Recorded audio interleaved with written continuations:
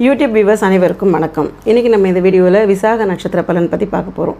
விசாக நட்சத்திரம் துலா ராசியில் 3 பாதமும் விருச்சிக ராசியில் 1 பாதமும் கொண்டது. நட்சத்திர அதிபதி குரு. விசாக நட்சத்திரக்காரங்க அப்படின்னு பார்த்தீங்கன்னா குரு தசையில் தான் பிறப்பாங்க. குரு தசை 8லேருந்து 9 வருஷம் பேலன்ஸ் இருக்க மாதிரி இருக்கும். அடுத்து வந்து பார்த்திங்கன்னா சனி தசை ஒரு 19 வயசு வரைக்கும் போயிட்டுருக்கும், அதாவது 19 வருஷம். ஸோ இவங்க வந்து பார்த்திங்கன்னா ஒரு 28 வயசு வரைக்கும் இவங்களுக்கு இந்த தசை தான் போய்கிட்டுருக்கும். ஸோ எப்படி இருக்கும் அப்படின்னு பார்த்திங்கன்னா இவங்களுக்கு இள வயசுலேயே சனி தசை வந்துடுறதுனால எல்லா விஷயத்துக்குமே சின்ன சின்ன தடைகள் அப்படின்றத இவங்க கண்டிப்பாக பார்த்துக்கிட்டே இருப்பாங்க. படிப்பில் சின்னமாக ஒரு மந்தமாக இருக்கும், படிப்பில் பெரிய ஆர்வம் வரலை, சுறுசுறுப்பு வரலை அப்படின்னு சொல்லுவோம் இல்லையா, அந்த மாதிரி சூழ்நிலையெல்லாம் இவங்க கடந்து வந்திருப்பாங்க. அதாவது நம்ம எப்படி சொல்கிறோன்னா, இந்த நட்சத்திரக்காரர்கள்லாம் வந்து நல்லா படிக்கக்கூடிய நபர்கள் தான் சனி தசை காரணமாக கொஞ்சம் மந்தமாக இருக்கும். ஏன்னா அந்த தசைக்கு உண்டான காரகத்துவமே பார்த்திங்கன்னா சுறுசுறுப்பை குறைச்சிடும்.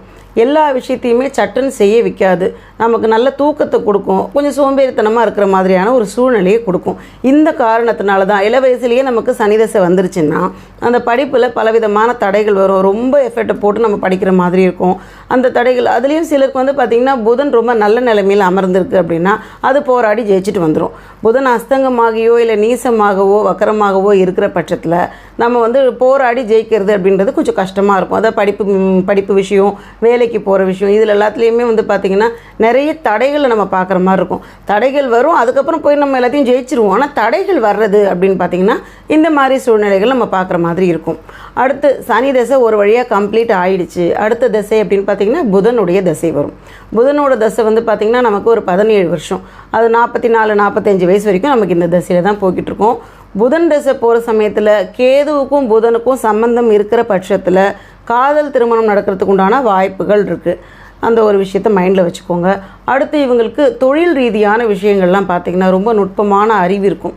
ரொம்ப நேர்த்தியாக வேலை செய்யக்கூடிய நபர்கள், யாரையுமே சட்டுன்னு திட்டக்கூடிய நபர்கள் கிடையாது. டக்குன்னு எடையும் போட மாட்டாங்க. இவங்க நல்லவங்க இவங்க கெட்டவங்க அப்படின்னு சொல்லி எடை போடக்கூடிய நபர்கள் கிடையாது. ரொம்ப நேர்த்தியாக நடந்துப்பாங்க. அதாவது ரொம்ப பணிவு அப்படின்ற விஷயம் வந்து பார்த்திங்கன்னா இயற்கையிலேயே இருக்கும். குருவோட நட்சத்திரம் இல்லையா, அதனால் இவங்களுக்கு வந்து பார்த்திங்கன்னா ரொம்ப அடக்கமான மனுஷங்க அப்படின்ற மாதிரியான ஒரு பேர் கிடைக்கும்.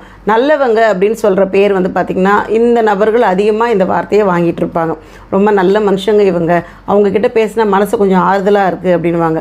பக்கத்தில் இருக்கவங்கள புகழ்ந்து பேசக்கூடிய நபர்கள், அந்த பண்பு இந்த காலத்தில் நிறைய பேருக்கு இருக்காது இல்லையா. இந்த நட்சத்திரக்காரர்கள் வந்து பார்த்திங்கன்னா பக்கத்தில் உள்ள நபர்களை வந்துட்டு நீங்கள் பரவாயில்ல, ரொம்ப நல்ல டைப், நீங்கள் முகம் எதிரிலேயே பேசக்கூடிய நபர்கள் அப்படின்னு சொல்லலாம். இவங்களுக்கு இருக்கக்கூடிய நல்ல குணங்கள் அப்படின்னு பார்த்திங்கன்னா எல்லாருக்குமே பிடிச்சமானவங்களாக இருப்பாங்க. அதிகமாக இவங்க வந்து பார்த்திங்கன்னா கோவப்படக்கூடிய நபர்களும் கிடையாது. அதிகபட்ச தடைகள் பார்க்கக்கூடிய நபர்கள் அப்படின்னு பார்த்திங்கன்னா விருச்சிக ராசியில் இருக்கக்கூடிய அந்த ஒரு பாதம் இருக்கு இல்லையா, அந்த விருச்சிக ராசியில் விசாக நட்சத்திரத்தில் இருக்கவங்க மட்டும்தான் பலவிதமான போராட்டங்களை சந்திக்கிற மாதிரி இருக்கும். தொழில் ரீதியான போராட்டங்கள் எல்லாத்தையுமே. அந்த துலா ராசியில் இருக்கக்கூடியவங்களுக்கு தடைகள் வந்தாலும் சட்டு நிவர்த்தி ஆகிடும். இந்த விருச்சிக ராசியில் இருக்கக்கூடிய அந்த 4வது பாதம் இருக்கு இல்லையா, அது மட்டும்தான் நிறைய தடைகளை வந்து போராடி ஜெயிக்கிற மாதிரி ஒரு சூழ்நிலை இருக்கும். விருச்சிக ராசின்னு சொன்னாலே நமக்கு வந்து பார்த்திங்கன்னா போராட்டத்துக்கு முதல்ல நிற்கக்கூடியவங்களே அவங்க தான். எல்லா விஷயத்துலையுமே சின்ன தடைகள் வந்துக்கிட்டே இருக்கும். அது எதனால் அப்படின்றதையும் கடைசியாக பார்ப்போம். ஸோ இந்த நபர்கள் வந்து பார்த்திங்கன்னா தொழில் அப்படின்ற ஒரு விஷயத்தை கரெக்டாக கற்றுக்கக்கூடிய நபர்கள், அதாவது தொழில் செய்யக்கூடிய நபர்கள் தான். வேலைக்கு போனாலும் அது ஒரு நல்ல விஷயம், அதாவது ப்ரொஃபஷ்னலாக வேலை செய்யக்கூடிய நபர்கள். எல்லாரும் கம்ப்யூட்டர் தட்டிட்டு வராங்க அப்படின்னா இவங்களுக்கு அந்த மாதிரி உடன்பாடுகள் கொஞ்சம் குறைவாக இருக்கும். ஸோ பில்டிங் கட்டுறதா இருக்கட்டும், இல்லைனாக்கா வந்து இந்த ஃபேஷன் டிசைனிங், இந்த மாதிரி சுக்கிரன் காரகத்துவத்தில் இருக்கக்கூடியது, நகை கடை இருக்கிறது, துணி கடை, இந்த மாதிரியாக தொழில் அப்படின்னு பார்த்திங்கன்னா அது செப்பரேட்டாக ஒரு ப்ரொஃபஷனாக இருக்கும் இல்லையா, அந்த மாதிரியான விஷயங்களை தான் ஈர்ப்புகள் அதிகமாக இருக்கும். இவங்க டேலண்ட் வந்து பார்த்திங்கன்னா நல்லா வெளிக்காட்டுற மாதிரி ஒரு துறையில் தான் இவங்க இருப்பாங்க. அப்படி இருந்தால் முன்னுக்கு வர்றது அப்படின்றது ரொம்ப ஃபாஸ்ட்டாக இருக்கிற மாதிரி இருக்கும். நார்மலாக வந்து வேலை செய்யக்கூடிய நபர்கள் அப்படின்னு பார்த்திங்கன்னா ஒரு ஆவரேஜாக போகிற மாதிரி இருக்கும். அவங்களுடைய புதன் சுக்கிரனுடைய அமர்வு பொறுத்து நல்ல நிலைமைக்கு வர்றது அப்படின்றது முன்னேற்றம் எல்லாமே கரெக்டாக வர மாதிரி இருக்கும். சுக்கிரன் நீசமாகி இருக்கும்பொழுது நமக்கு சில தடைகள் வரும், சம்பள குறைபாடுகள், அதுக்கப்புறம் வந்துக்கிட்டே இருக்க பணம் டக்குன்னு வராமல் இருக்கும்.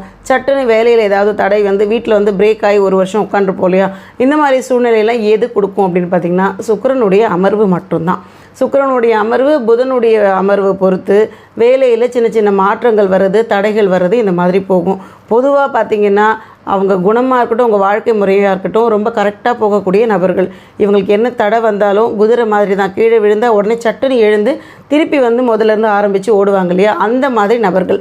அப்படியே முடங்கி உட்காரவே மாட்டாங்க, அடுத்தடுத்த ஸ்டெப்புக்கு போயிட்டே இருப்பாங்க. அதனால் முன்னேற்றம் அப்படின்றது கண்டிப்பான முறையில் இவங்களுக்கு இருக்கத்தான் செய்யும். இள வயசில் நமக்கு வந்து சனியோட திசை வர்றதுனால நிறைய கஷ்டங்கள் நம்ம பார்த்துருக்கோம். அதாவது கஷ்டப்படணுன்னா ஒரு விஷயத்தையுமே நம்ம மைண்டில் போட்டுப்போம். வேலையே நமக்கு கிடைக்கல, சரியான சம்பளம் கிடைக்கலையே அப்படின்லாம் யோசிக்க வைக்கிறது அப்படின்னு பார்த்திங்கன்னா சனியுடைய காரகத்துவத்தில் வருது. ஸோ அதனால தான் அதெல்லாம் நடந்தது அப்படின்ட்டு நினச்சிக்கோங்க. சனி நகர்ந்ததுக்கு அப்புறமா உங்களுக்கு எல்லா விஷயமும் கரெக்டாக அந்த டைமுக்கு நீங்கள் எதிர்பார்த்த மாதிரி கிடைக்கும் அப்படின்றதுல எந்த மாற்று கருத்துமே கிடையாது. அந்த ஏஜ் குரூப்பில் இருக்கவங்களுக்குலாம் வந்து பார்த்திங்கன்னா ரொம்ப மைண்ட் ரொம்ப வரீடாக இருக்கும் இல்லையா, அதுக்காக சொல்லக்கூடியது. சனி தசையை கடந்து போய்கிட்டு இருக்கும்பொழுது உங்களுக்கு தோணும், என்னடா அது 27 வயசு ஆகிடுச்சு, 28 வயசு ஆகிடுச்சு, இன்னும் செட்டில் ஆக முடியலையே அப்படின்ற தாக்கங்கள் இருக்கும். தசைகள் முடியும் பொழுது அது உங்களை அழகாக செட்டில் பண்ணி கொடுத்துட்டு தான் போகும். அதில் எந்த மாற்றமும் இல்லை, நிதானமாக இருங்க. அடுத்து வந்து பார்க்க போகிறது நட்சத்திர தோஷம். அதாவது விசாக நட்சத்திரத்துக்கான தோஷம் அப்படின்னு பார்த்திங்கன்னா ராகு தோஷம் படும். அதாவது நான் சொல்லக்கூடியது நட்சத்திர தோஷம், அதை நல்லா மைண்டில் வாங்கிக்கோங்க. நட்சத்திர தோஷம் காரணமாக தான் அங்கீகார குறைபாடுகள்லாம் கிடைக்கிது. அதாவது இந்த ராகு தோஷம் அப்படின்னு பார்த்திங்கன்னா என்ன செய்யணும்னா நம்மளுடைய திறமைகளை அதை மறைச்சிரும். ரொம்ப திறமையான மனுஷங்களாக இருப்போம், அந்த ஆஃபீஸில் வேலை செய்கிறோன்னா இருக்கட்டும், அப்படின்லாம் ஏதாவது சொந்த தொழில் செய்யக்கூடிய நபர்களாக கூட இருக்கட்டும், எப்படிலாம் இருக்கும் அப்படின்னு பார்த்தீங்கன்னா நம்மளுடைய திறமையை விட திறமை கொஞ்சம் கம்மியாக இருக்கவங்க, இல்லை நம்மளை விட படிப்பு கொஞ்சம் கம்மியாக படித்தவங்க நம்மளை ஓவர்டேக் பண்ணிட்டு போவாங்க, நம்ம பார்த்துக்கிட்டு இருப்போம். அது என்ன காரணம்னா நம்ம திறமையை மறைக்கக்கூடியது தான் இந்த ராகுடைய தோஷம். இந்த மாதிரி மறைக்கிறதுனால என்ன பண்ணுவோம், நம்ம அறிவாற்றல் அங்கே ஒடுக்கப்படுது, நம்ம முன்னேற்றம்ன்றது தடைப்படுது. ஸோ இதெல்லாம் கொடுக்கக்கூடியது தான் ராகுடைய தோஷம். பல விஷயங்கள் வந்து நமக்கு தெரிஞ்சிருக்கும், சொல்லக்கூடிய வாய்ப்பு நமக்கு கிடைக்காது. அந்த சந்தர்ப்பம் அப்படின்றது எதிர்பார்ப்போம் இல்லையா, ஒரு நல்ல சான்ஸ் கிடச்சிதுன்னா நான் ப்ரூவ் பண்ணுவேன் அப்படின்னு சொல்லுவோம். அந்த மாதிரி சான்ஸுக்காக காத்திருக்கக்கூடிய நபர்கள் அப்படின்னு பார்த்தீங்கன்னா இந்த விசாக நட்சத்திரத்துக்கு உண்டானவங்க தான். ராகு தோஷம் காரணமாக தான் நமக்கு வாய்ப்புகள் கிடைக்க மாட்டேங்குது அப்படின்றத புரிஞ்சுக்கணும். இந்த தோஷத்தை எப்படி சரி பண்ணலாம் அப்படின்னு பார்த்திங்கன்னா ராகுவுக்கு உண்டான அதிபதி அப்படின்னு பார்த்திங்கன்னா துர்க்கை. ஸோ துர்க்கையை வந்து நீங்கள் மனசார கும்பிடுங்க.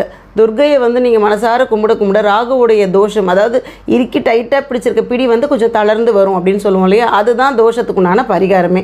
ரொம்ப ஸ்ட்ராங்காக இருக்கக்கூடிய விஷயத்த கொஞ்சம் லூஸ் பண்ணிக்கக்கூடியது தான் பரிகாரங்கள். ஸோ நீங்கள் துர்க்கையை வந்து வழிபாடு செய்யும் பொழுது ராகு வந்து உங்கள் மேலே இருக்க பீடிகைகளை குறைச்சிப்பார். ஸோ அதை நம்ம செய்கிற பட்சத்துலேயே நமக்கு அங்கீகார குறைபாடுகள்லாம் குறையிறத நீங்கள் கண்கூடாக பார்க்கலாம். துர்க்கை வழிபாடு செய்யுங்க. நிறம் அப்படின்னு பார்த்தீங்கன்னா சாம்பல் நிறம் பயன்படுத்துங்க. அதாவது அந்த கிரே கலர்னு சொல்லுவோம் இல்லையா, அந்த கலரில் வந்து ட்ரெஸ்ஸை வாங்கி போட்டுக்கலாம். அப்படி இல்லைன்னா வெள்ளையை உபயோகம் பண்ணுங்கள். ஏன்னா ராகுவுக்கு பிடிச்சமான ஒரு கிரகம்னா சுக்கிரன். ஸோ அதற்குண்டான அந்த கலரை யூஸ் பண்ணாலும் உங்களுக்கு நல்ல பர்ஃபெக்டெல்லாம் எல்லாமே கிடைக்கும். அதாவது வெண்மையான ஆடைகளை பயன்படுத்திக்கோங்க, உங்களை நீங்கள் ஃப்ரெஷ்ஷாக வச்சுக்கோங்க.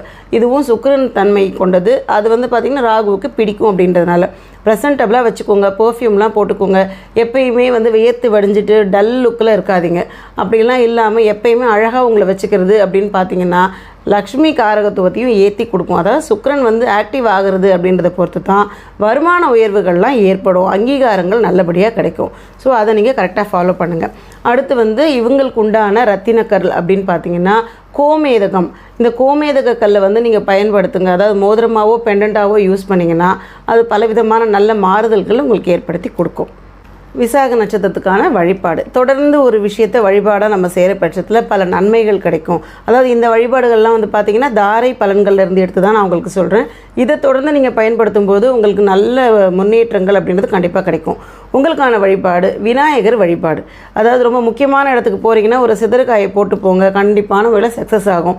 டெய்லியே பிள்ளையாருக்கு தோப்புக்கரணம் போட்டு நமஸ்காரம் பண்ணிட்டு போங்க. இந்த பழக்கத்தை தொடர்ந்து நீங்கள் ஃபாலோ பண்ணுற பட்சத்தில் உங்களுக்கு கஷ்டம் அப்படின்றதெல்லாம் கொஞ்சம் கொஞ்சமாக நகர்ந்து கழிஞ்சு எல்லாமே நல்ல சந்தோஷமாக மாறுறத கண்கூடாக பார்க்கலாம். இன்றைக்கி நம்ம இந்த வீடியோவில் விசாக நட்சத்திரத்துக்கான பலன்கள் பற்றி பார்த்தோம்.